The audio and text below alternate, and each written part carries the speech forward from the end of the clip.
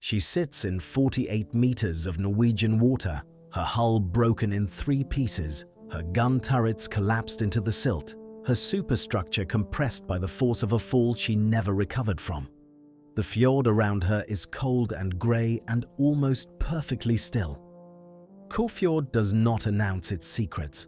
The mountains rise sheer on every side, their granite walls draped in birch and shadow, and the water between them holds the light for only a few hours each winter day before the darkness returns. If you dive the wreck today, you can still find the markings stenciled inside her magazines, still read the serial numbers stamped into her watertight doors, still run your hand along armor plate 500 millimeters thick, armor that never stopped a shell because a shell was never fired at it in anger.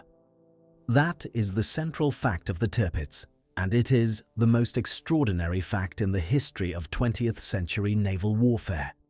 The most powerful battleship in the Western world fires her main armament in anger precisely once in her entire operational life against an undefended shore installation in Svalbard, against a target that cannot shoot back. 8 15-inch guns, 4 main turrets, a broadside weight of nearly 14,000 kilograms, and the sum total of her combat contribution is the destruction of a weather station. This is not a story about what the Tirpitz does. It is a story about what she prevents.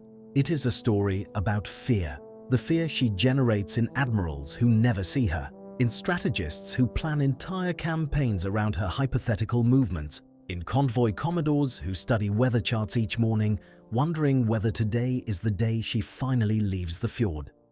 The Tirpitz does not need to fight to win. She needs only to exist.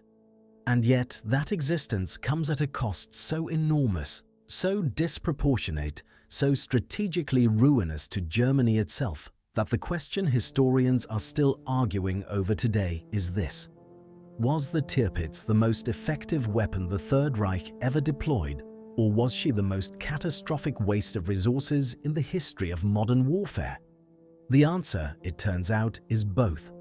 And the story of how a single ship becomes simultaneously a masterstroke and a disaster tells us more about the nature of power, fear, and strategic miscalculation than almost any other episode of the Second World War. She is born in the shipyard at Wilhelmshaven on the first day of November 1939. The keel is already laid when the war in Poland ends. Her sister ship, the Bismarck, is further along, launched earlier, commissioned sooner, destined for her famous and catastrophic sortie into the North Atlantic in May of 1941. The Tirpitz is laid down under the naval construction plan known as Plan Z, the Kriegsmarine's blueprint for a fleet that could challenge the Royal Navy on equal terms by 1944. She is named after Grand Admiral Alfred von Tirpitz, the man who built the Imperial German Navy from near nothing in the decade before the First World War, the man who believed with an evangelical conviction that outlasted all evidence that a powerful surface fleet was the instrument through which Germany would assert herself as a world power. The irony of naming this particular ship after this particular man does not become clear until the ship is dead and the war is over. But it is there from the beginning, embedded in the steel of her keel. The specifications are staggering for their time. She displaces 42,000 tons at standard load, nearly 53,000 tons when fully equipped for battle, though Germany officially declares a figure of 35,000 tons to comply with international treaty limits that nobody seriously believes are being respected. She stretches 250 meters from bow to stern. Her main battery is 8 38-centimeter guns mounted in 4 twin turrets, 2 forward, 2 aft, each turret weighing over 1,000 tons and capable of rotating through 360 degrees. Her secondary battery adds 12 15-centimeter guns in twin turrets along her flanks. Her anti-aircraft suite, expanded repeatedly through her operational life until it becomes almost pathological in its density, eventually encompasses 16 10.5 centimeter guns, 16 3.7 centimeter guns, and by some counts more than 70 individual 2-centimeter flak barrels, bristling from every platform and gallery on her superstructure. She is armored with purpose. Her belt armor at the waterline reaches 320 millimeters. Her main turret faces are 580 millimeters, nearly 2 feet of face-hardened Wotan steel. Her machinery plant develops 138,000 shaft horsepower, driving her to a top speed of 30 knots. She is the distillation of everything the German naval engineering establishment knows about building a warship. And she is almost immediately, upon commissioning in February 1941, a problem without a solution. The problem is this: she has no mission that the Kriegsmarine can define without directly contradicting itself. The German naval doctrine at the start of the war, the tonnage war, the commerce raiding strategy pursued with brutal effectiveness by the U-boats, does not require surface battleships. The U-boats are sinking Allied merchant tonnage faster than it can be replaced. The submarine arm under Admiral Karl Dönitz is delivering measurable, quantifiable results in the Battle of the Atlantic. What the Tirpitz can contribute to that campaign is unclear. She is too large, too expensive in fuel, too visible to risk in the narrow and heavily patrolled waters of the Atlantic convoy routes without an escort screen she does not have. Her designers built her to fight fleet actions, Jutland-style engagements between lines of dreadnoughts, in a war where fleet actions have already been rendered obsolete by air power and submarines before she is even commissioned. Admiral Erich Raeder, Commander-in-Chief of the Kriegsmarine, understands this better than almost anyone. But Raeder is also the architect of the surface fleet strategy, and he cannot abandon his battleships without abandoning the foundational argument he has made to Hitler for the past decade, that Germany needs capital ships. So he constructs an alternative doctrine. The surface ships, he argues, can serve as a fleet in being. They need not fight. Their mere presence, their continued existence as a credible threat, forces the Royal Navy to maintain disproportionate forces in home waters that could otherwise be deployed in the Mediterranean, the Indian Ocean, the Pacific. Every British capital ship tied down watching the Norwegian fjords is a capital ship not available for other theatres. It is a defensive argument dressed in offensive language, and it convinces Hitler not entirely and not permanently, but enough to keep the fleet funded and operational for 3 more years of a war that is destroying Germany's capacity to sustain any fleet at all. The Bismarck's breakout into the Atlantic in May 1941 is, from one perspective, an attempt to break out of the fleet in being trap, to actually use the surface battleships for something. The result is catastrophic. The Bismarck sinks the hood and is hunted down and destroyed within days, taking 2,086 men to the bottom of the North Atlantic. The lesson Hitler draws from this is the opposite of the lesson Raeder intends. Where Raeder sees a cautionary tale about operational execution and the need for better coordination between air and surface forces, Hitler sees confirmation that capital ships are too valuable to risk. After the Bismarck, he becomes almost pathologically protective of his remaining heavy units. They are museum pieces, trophies, symbols of German power to be preserved rather than expended. And the Tirpitz, commissioned just 11 days before the Bismarck sortie, inherits this neurosis before she has fired a shot. She spends the first year of her operational life in the Baltic, working up her crew, running gunnery trials, practicing maneuvers in the relative safety of waters the Royal Air Force cannot easily reach.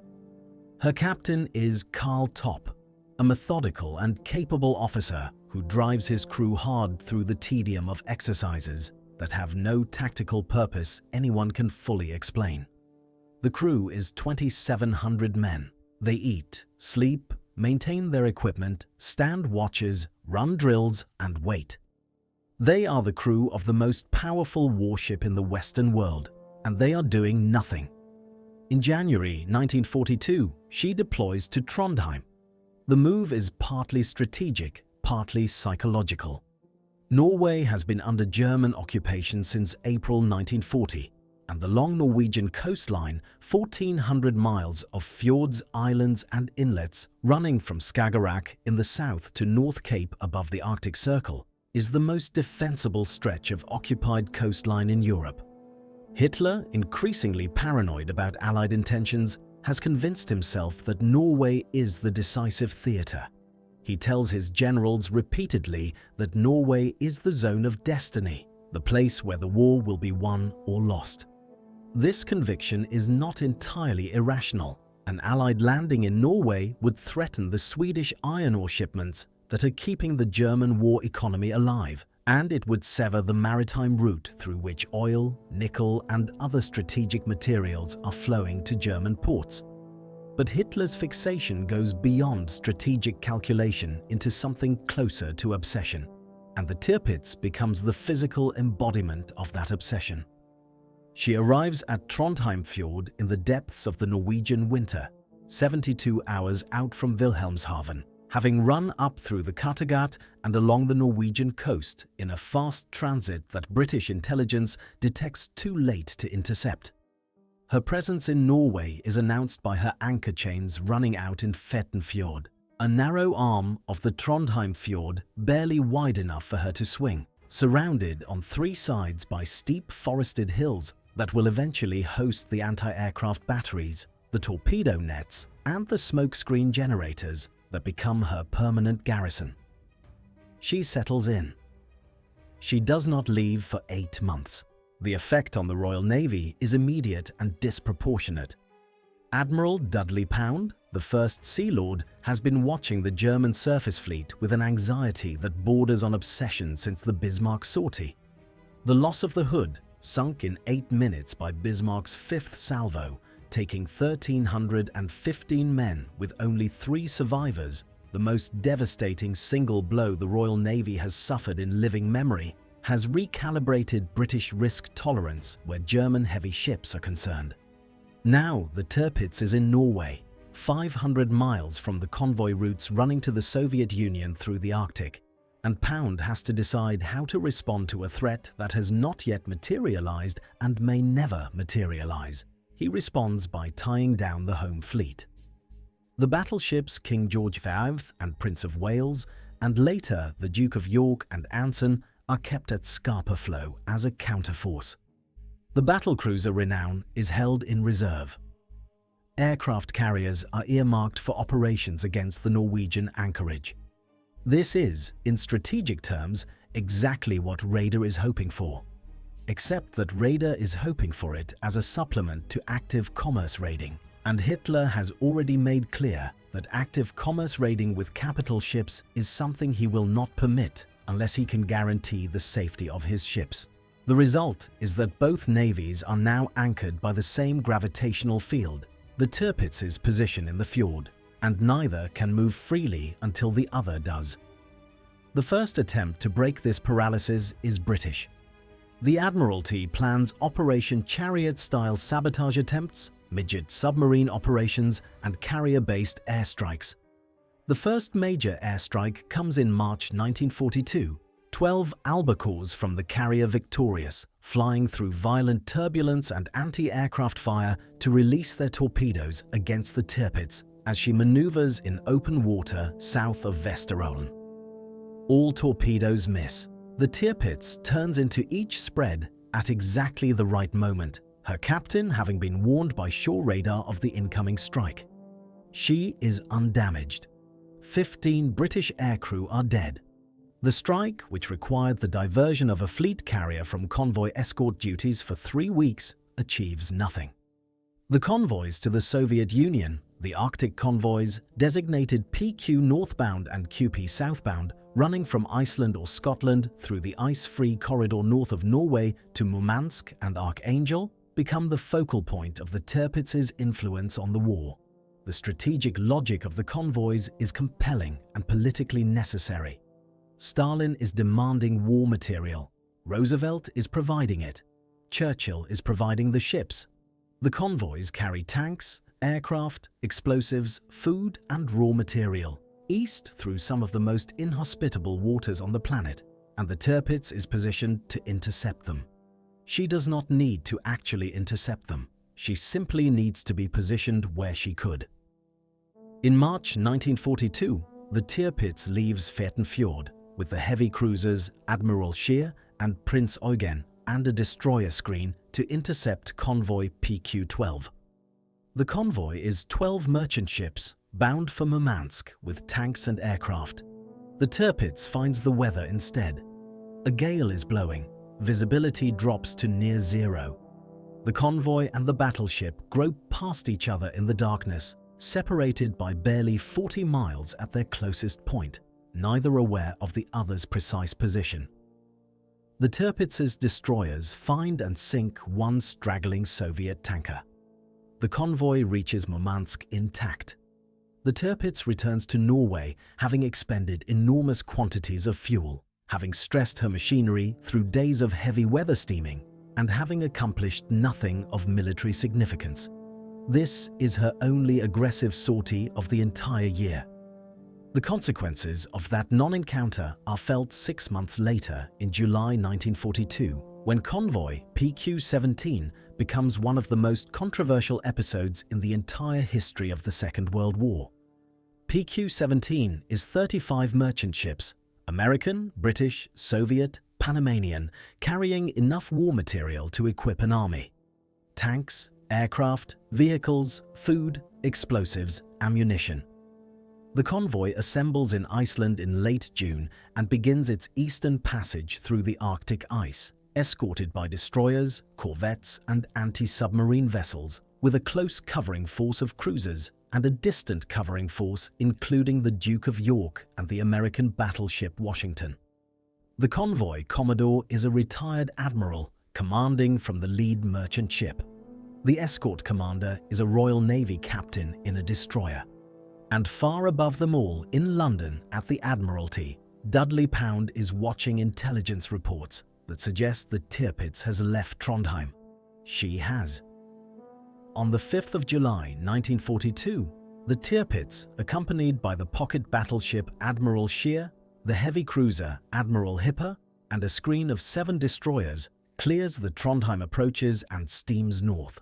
She is Operation Knight's Move, Unternehmen Rösselsprung, the long-awaited deployment of the surface fleet against a convoy. She is at sea. She is north of the Arctic Circle. She is heading in the direction of PQ-17. Dudley Pound knows this. He also knows, or believes he knows, that no escort force can protect the convoy if the Tirpitz reaches it. The British cruisers would be outranged and outgunned in minutes. The destroyers would be sunk. The merchant ships would be massacred. He has been carrying this calculation in his head since January, since the Tirpitz first arrived in Norway, and now the moment he has been dreading has arrived, and he makes the decision that will haunt him for the rest of his life. On the 4th of July 1942, Pound orders PQ-17 to scatter. The signal goes out at 9:36 in the evening. 3 signals in succession from the Admiralty to the convoy's escort commander. Convoy is to scatter. Convoy is to scatter. Convoy is to scatter. The repetition is not emphasis, it is procedure, but the men who receive it stand on their bridges in the Arctic twilight. It is midsummer, the sun does not set, and read the signal 3 times as if repetition might change what it says. The convoy scatters. 33 merchant ships separate and begin individual runs through the Arctic, each alone, each without escort, each navigating by dead reckoning through fog and ice towards Soviet ports that some will never reach. The German surface force, meanwhile, having been warned by aircraft that the convoy is scattering, turns around and goes home. The Tirpitz never closes to within firing range of a single Allied ship. She fires nothing. She turns south before she is even certain the convoy exists in the positions her aircraft have reported. What follows is among the worst maritime disasters of the war. The Luftwaffe and the U-boats, not the surface fleet, are the instruments of destruction. Over the following 12 days, 24 of the 35 merchant ships are sunk. 153 merchant seamen die. 1,018 vehicles, 734 tanks, 430 aircraft, and nearly 100,000 tons of general cargo go to the bottom of the Barents Sea. It is a catastrophe produced not by the Tirpitz's presence, but by the fear of her presence, by a decision made in London by an admiral who never saw the ship and who acted on intelligence that was, at the moment of his decision, already out of date. The Tirpitz turns south. She anchors in Bogan Bay near Narvik, refuels, and in late July moves to the inner reach of the Altenfjord, Kåfjord, where she will spend most of the remaining 2 years of her existence. Kåfjord is the ultimate defensive position. It is 80 miles from the open sea, accessible only through a series of narrows that can be mined and netted, flanked by mountains that conceal the ship from aerial reconnaissance until a reconnaissance aircraft is almost directly overhead, and surrounded by an anti-aircraft defense that will eventually include more than 100 individual guns of various calibers. The Kriegsmarine stretches torpedo nets around her at 200 meters. Hydrophone listeners are positioned at the fjord entrance. Patrol boats sweep the approaches around the clock. She is, in effect, a fortress that occasionally moves. On her crew, the effects of this existence are harder to measure, but no less real than the strategic consequences playing out above their heads in the admiralties and war rooms of 2 nations. 2,700 men living in an anchorage in a Norwegian fjord, 150 miles north of the Arctic Circle, through winters that offer 6 weeks of total darkness. They develop a dark internal humor about their situation. They call the ship the Lonely Queen of the North. They call Kåfjord the Golden Cage. Junior officers, bored to a kind of intellectual desperation, organize study circles, theatrical productions, lectures. The lower decks cultivate small gardens in whatever patches of soil accumulate on the ship's upper decks. A boxing tournament runs for 6 consecutive winters. Men measure time not in operations but in weeks since the last mail arrived, in degrees of temperature below zero, in the thickness of ice on the upper deck gratings. The ship's captain changes. Karl Topp is succeeded by Hans Meyer, who is succeeded by Wolf Junge. Each brings his own method of managing the existential peculiarity of commanding the world's most powerful battleship in a war where power means nothing unless it moves. Junge is particularly acute on this point. He understands that the ship's value has become entirely psychological, entirely a function of what the enemy believes she might do rather than what she does, and he chafes at this in his private correspondence in ways that would have been career-ending if intercepted. But correspondence is censored selectively, and Junge is an effective commanding officer, and the ship continues to exist. Meanwhile, the British are planning her destruction with a systematic methodicalness that approaches obsession. After the failure of the victorious strike in 1942, they plan Operation Title, midget submarine attack using human torpedoes, 2-man submersibles that ride wet, their operators wearing diving suits, steering toward the Tirpitz and releasing charges beneath her keel. Title fails before it reaches the target. The Norwegian fishing boat carrying the midget submarines to the fjord approaches the German patrol zone. The submarines are lost, and the 2 British operators are captured and executed by the Gestapo. Their names are Robert Evans and William Causer. They are in their early 20s. They are the first of many men who will die trying to kill this ship. The next attempt is Operation Source in September 1943, and it succeeds partially, which in the context of the Tirpitz's career means it achieves enormous damage without achieving destruction. 6 midget submarines, X-craft, 52 feet long, crewed by 4 men each, are towed across the North Sea by conventional submarines and released for their approach run to Kåfjord. 2 are lost in transit to mechanical failures and never reach the target. 2 more penetrate the torpedo nets and lay their explosive charges beneath the Tirpitz before being captured or scuttled by their crews. 1, X6, commanded by Lieutenant Donald Cameron, is holed by depth charge concussion on the way in and nearly sinks inside the torpedo net before Cameron scuttles her and surrenders. X7, commanded by Lieutenant Basil Place, gets her charges laid under turret Caesar before being caught and sinking. Place survives. His sub-lieutenant, Robert Aitken, survives. The other 2 crew members die. The charges, 8 tons of Amatol in 4 MK5 side charges, detonate at 7:12 in the morning on the 22nd of September 1943. The Tirpitz lifts several feet in the water. Her range-finding equipment is destroyed. Her main turbines are thrown from their bearings. Her rudder is jammed. Her fire control systems are wrecked. She ships enough water to cause a significant list before the damage control teams bring her to something resembling stability. She is not sunk, but she is not a warship. She is a wreck that floats. Repair estimates run to 9 months minimum. She will not move from Kofjord until the following spring at the earliest. Cameron and Place receive the Victoria Cross. The other surviving X-craft crew members receive the Distinguished Service Order. The dead receive nothing except the gratitude of men who will never know their names. The 9 months of repair work are conducted under conditions of considerable difficulty. Specialist workers and equipment must be shipped from Germany through a supply chain that is, by the autumn of 1943, beginning to strain under the weight of everything else the Third Reich is trying to sustain simultaneously. The Eastern Front is consuming steel.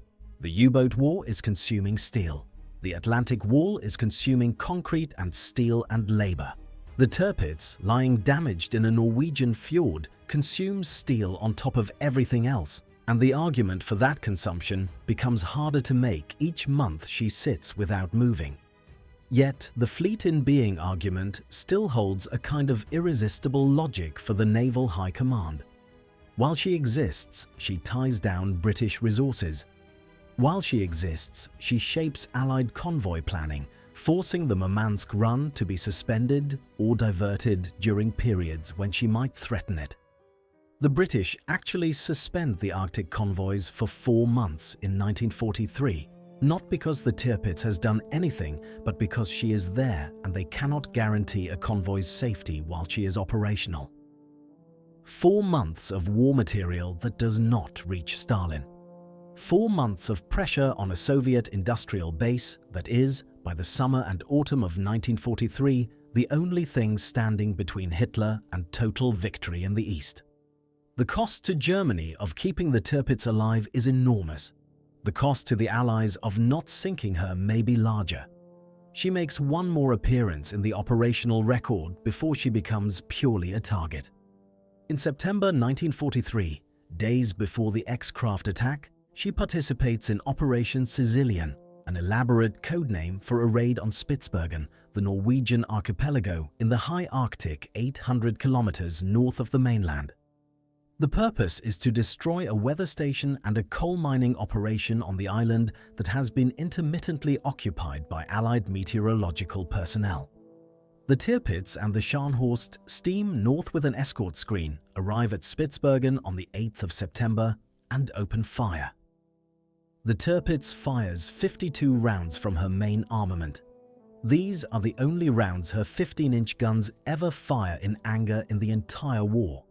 Against a weather station, against coal facilities and wooden buildings, against a target that returns fire with a single elderly anti-aircraft gun whose crew evacuates to the hills after 2 shots.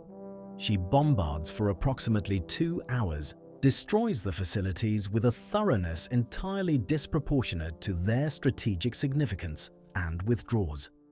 The 52 shells she fires represent the entire combat legacy of the most powerful battleship the Reich ever built. The British do not know this at the time naturally. They know only that she has moved, that she has demonstrated she can operate beyond the fjord, and that she must be destroyed.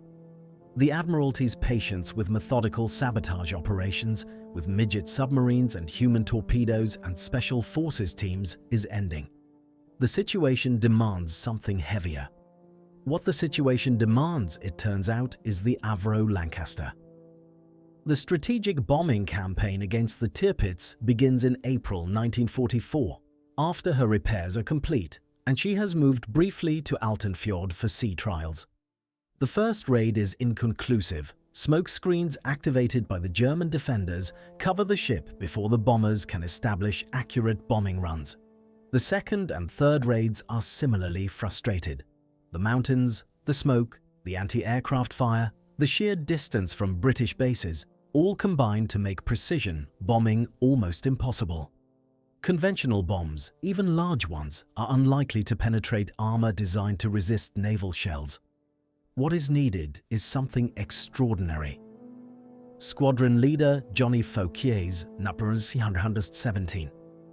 Squadron and number 9 Squadron, the dam boosters and the Tirpitz specialists, are given the weapon. Barnes Wallis, the man who designed the bouncing bomb used at the Mona and Ada dams, has produced something new. The Tallboy, a 12,000-pound bomb, streamlined to near-perfect aerodynamic form, designed to reach supersonic velocity in its fall and penetrate armor before its delayed fuse detonates it beneath the surface it has pierced. 21 feet long, just over 2.5 feet in diameter, a thing of mathematical beauty if you believe in the beauty of precision destruction. The Tallboy does not need to hit the ship directly. If it enters the water close enough and detonates beneath the hull, the shockwave alone can fracture keel plates designed to resist direct impacts. In September 1944, 38 Lancasters from 617 and 9 squadrons fly from an advanced base in Russia, Yagodnik Airfield near Arkhangelsk, to attack the Tirpitz in Kofjord. Operation Paravane. The distance is extraordinary. The fuel load leaves minimal margin. They find the fjord, they find the ship, and they drop their Tallboys through smoke and anti-aircraft fire. One bomb hits. It enters the deck forward of turret Anton and bores downward through multiple decks before detonating, wrecking the bow section and starting fires that burn for hours. She is not sunk, but she is damaged so severely that the Kriegsmarine makes the decision in October 1944 that she cannot be repaired in Norway. She lacks the dry dock facilities. She lacks the shipyard workers. She lacks, by this point in the war, almost everything except her guns and her armor and the steadfast loyalty of a crew that has been living in a fjord for 3 years. The decision that follows this assessment is one of the stranger strategic choices of the entire war. Unable to repair her and unable to move her to Germany, the British have made clear they will intercept any transit south. The Kriegsmarine moves her to Hakuya Island near Tromsø, a slightly shallower anchorage 130 miles to the southwest of Kofjord. The logic is that she can serve as a floating battery, a shore-based gun platform defending Tromsø against a potential Allied landing. 8 15-inch guns as coastal artillery. The greatest battleship in the Western world as a stationary pillbox. She is moored in the shallows off Hakuya on the 15th of October 1944. The water is too shallow. She grounds slightly, listing to port on the sandy bottom of the fjord at low tide. Sand is pumped under her port side to level her. She sits there, immobile, her machinery cooling, her magazines full of shells she will never fire, while the war in Europe moves toward its conclusion 600 miles to the south. The bombers come back on the 29th of October. 32 Lancasters flying from Lossiemouth in Scotland, the Tirpitz is now just barely within range from Britain itself, which is why she was moved to Tromsø rather than a more defensible position further north. The smokescreens partially work. The bomb runs are partially obscured. One Tallboy hits, damaging her further. She does not sink. They will have to come back. They come back on the 12th of November 1944. 32 Lancasters again, this time with a fragment of extraordinary luck. The weather forecast that promised cloud cover over the fjord is wrong, and the ship is in clear air when the bombers arrive overhead at 9:40 in the morning. No cloud. The smokescreens, for once, are late in building. The bomb aimers get clean runs. The first Tallboy hits forward. The second hits aft. A third may have hit or may have been very close. The explosions below the hull are catastrophic and sequential, each one fracturing plates that the previous one has already weakened. She begins to capsize. It takes approximately 12 minutes. Her magazines detonate as she rolls, a concussion felt 20 miles away, throwing a column of smoke and debris that climbs 600 meters into the Norwegian sky. She turns turtle, rolls completely upside down, and settles with her hull above the waterline, the superstructure buried in the shallow bottom of Tromsøfjord. 942 men die. 870 are saved, some of them cut through the hull by Norwegian and German rescue teams who work through the night with acetylene torches, reaching men trapped in air pockets in the upturned compartments, pulling them through holes cut in armor plate 500 millimeters thick. The reaction in London is relief so profound it is almost physical. Churchill is briefed within hours. The home fleet stands down from the readiness posture it has maintained for 3 years. Capital ships earmarked as counterforce assets against the Tirpitz are freed for redeployment. The Pacific Fleet, building at that moment for operations against Japan, receives ships that could not be committed while the Tirpitz was alive. In Germany, the response is stranger. There is no public announcement. The loss is absorbed into the general disaster of November 1944, the Wehrmacht collapsing in France, the V-weapons campaign failing to break British morale, the Red Army standing on the Vistula. One more ship, one more loss. Hitler, who has not permitted the Tirpitz to move freely for 3 years out of fear of losing her, now loses her while she is standing still. The arithmetic of her career is almost impossible to compute accurately, but historians have tried. She consumes, by some estimates, approximately 300,000 tons of oil fuel during her operational life. Oil that is refined from Romanian crude, shipped through supply lines that are themselves threatened by Allied interdiction, delivered to a ship that uses it primarily for short transits between anchorages. She requires a garrison of anti-aircraft artillery amounting to more than 100 guns, with crews running to several thousand men, plus the torpedo net crews, the patrol boat crews, the hydrophone operators, the smokescreen teams. She ties down, across her operational life, somewhere between 2 and 4 British capital ships at any one time, plus the carrier task forces periodically assembled to strike her. She shapes the Arctic convoy schedule in ways that arguably delay war material reaching the Soviet Union during the critical period of 1942 to 1943. She causes the PQ-17 disaster through her mere existence without firing a round. Whether this justifies her cost is the debate that has occupied naval historians since the war ended and the files were opened. On one side are those who argue that the fleet in being strategy worked perfectly, that the Tirpitz's influence on British strategic planning was entirely disproportionate to her size, that she tied down resources worth more than she cost, that she was, in strategic terms, among the most effective investments the Kriegsmarine ever made. On the other side are those who point to the fuel, the garrison, the steel, the skilled workers, the repair crews, the entire secondary economy of her maintenance and defense, and argue that all of it could have been better used elsewhere, in more submarines, more aircraft, more tanks for the Eastern Front, where the war was actually being won and lost. Both arguments are true. That is what makes the Tirpitz unique. She is both effective and wasteful, simultaneously a masterstroke and a catastrophe, a demonstration of what surface power can achieve through pure psychological presence, and a demonstration of what happens when an entire navy is organized around preserving an asset that its own government is too afraid to use. She is the perfect expression of Hitler's fundamental strategic pathology. The belief that possessing power is the same as exercising it, that a weapon's value lies in its existence rather than its employment, that the symbol matters more than the substance. He is wrong. He is also, briefly, accidentally right. And the men who die under the Tallboys, 942 of them, pressed against the upturned hull in the black water of Tromsøfjord, waiting for torches that may or may not reach them in time.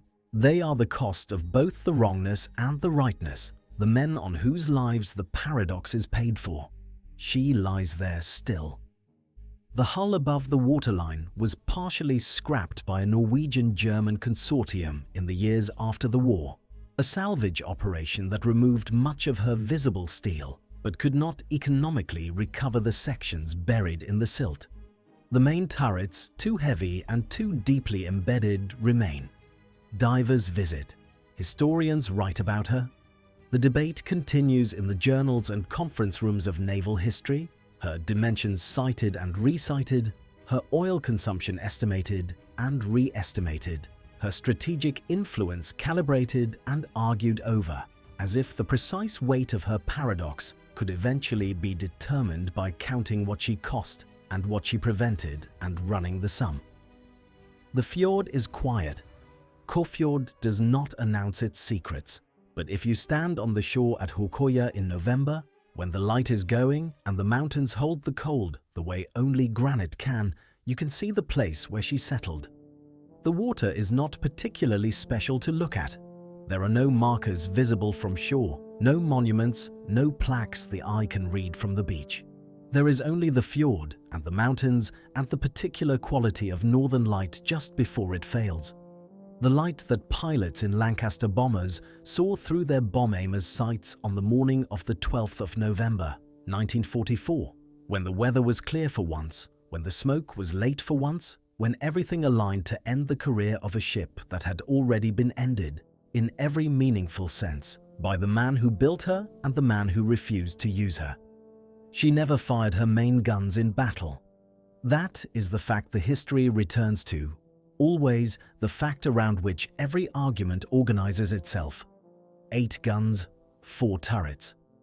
The most powerful broadside in the Western world, and the sum of her contribution in the war that killed 50 million people is 52 rounds fired at a weather station that was not shooting back. Power, it turns out, does not lie in the weapon. It lies in the decision to use it. And that decision, that singular, irreversible act of commitment, is the one thing the Third Reich never found the courage to make. If this story hit you, like and subscribe.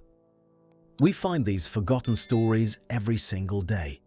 The historians are still arguing about whether the Tirpitz was a strategic masterpiece or the greatest waste of resources in naval history. Where do you stand? And watch this next video.